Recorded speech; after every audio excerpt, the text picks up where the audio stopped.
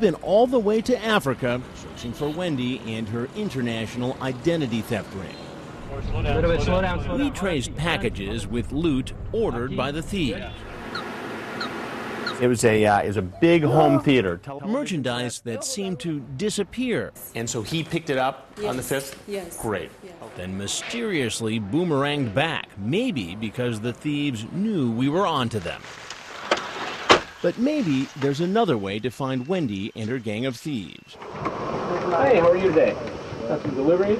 And it involves Jeff Ball, the New York man apparently tricked into becoming a middleman by the identity theft ring. That's Wendy.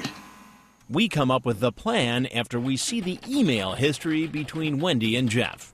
It's clear whoever is sending the emails is a master scammer.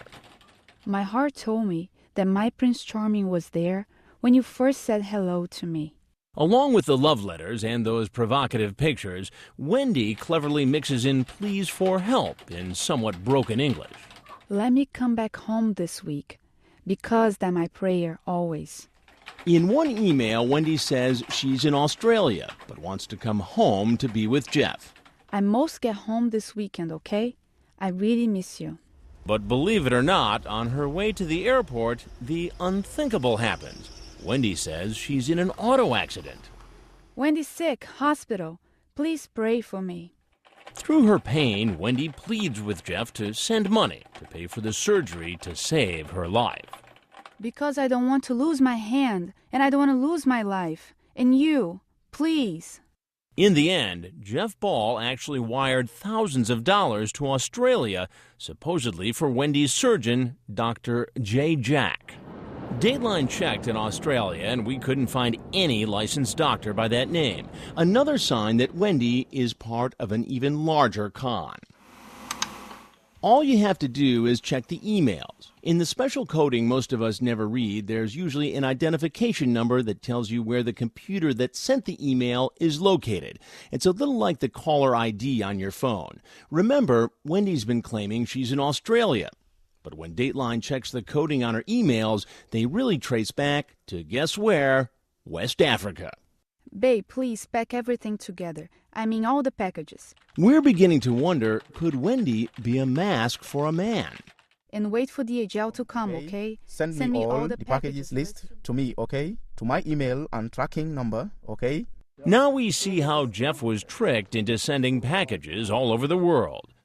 But we're about to turn the tables on the thieves behind Wendy. Remember, they think we're for real. They've been ordering from our online store.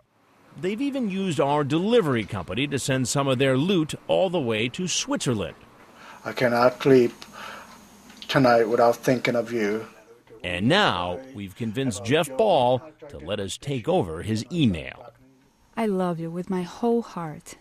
From now on, when Wendy talks to Jeff, she's really talking to Dateline. Our first step, borrow one of Wendy's tricks and say Jeff is in the hospital. Bad news. Had a hunting accident and in hospital. Pray for me. Wendy is expecting more packages from Jeff, and she thinks our company will be handling the delivery. She's so desperate to find out about our packages, she sends an email directly to Chris at CH Delivery. Hello, Chris. Because I am in Australia, I am seriously worried, and we have a lot of shipment to ship to Switzerland. Please kindly help me to check on him. It's the opening we've been waiting for. Between updates about Jeff's health, we've come up with a plan to get us closer to Wendy and her gang. To whet their appetite, I'll say I've just inherited a lot of money, and I'm interested in investing some of it in Wendy's company.